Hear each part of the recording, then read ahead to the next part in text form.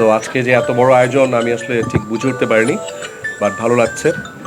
প্রথমত creative orbit creative hub তাদেরকে অভিনন্দন জানাচ্ছি আমি। এটা একটা মানে খুব ভালো একটা উদ্যোগ, আর যে কোনো উদ্যোক্তার পাশে থাকলে পরে আমাদেরও ভালো লাগে।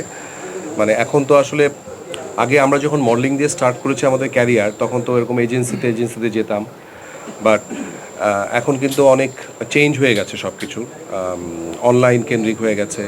প্লাস এখন মার্কেটে দেখা যায় যে অনেক উদ্যোক্তারা আসে, তারা কোনো কোম্পানি আসে নতুন নতুন, তারা নিজেরা কোনো প্ল্যানিং করে হয়তো বা কিছুদিন প্রচার প্রচারণা করে আবার হারিয়েও যায়। সো আরবিট ক্রিয়েটিভ হাব যেহেতু একটা গুড সলিউশন, আমার মনে হয় যে 360 ডিগ্রি অ্যাঙ্গেল থেকে তারা বিজনেস ডেভেলপ থেকে শুরু করে সব কিছুই তারা দেখভাল করবে। আমার মনে হয় যে যে মানুষগুলো আছে আমি তাদেরকে পার্সোনালিও চিনি, দে আর ভেরি ক্রিয়েটিভ। এবং আমার মনে হয় যে এখানে যদি কেউ ইনভেস্ট করেন তাহলে আমার মনে হয় যে তারা একটা ভালো পর্যায়ে যেতে পারবেন।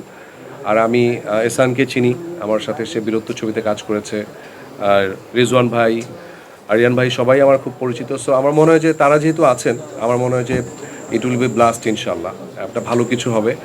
আর আমার যেহেতু বললাম যে বিজ্ঞাপন দিয়ে আমার স্টার্ট, ওনারা নিজেরাও বেশ কিছু বিজ্ঞাপনের প্ল্যান করছে, সেই কাজের সাথেও আমার হয়তো সম্পৃক্ততা দেখা যাবে।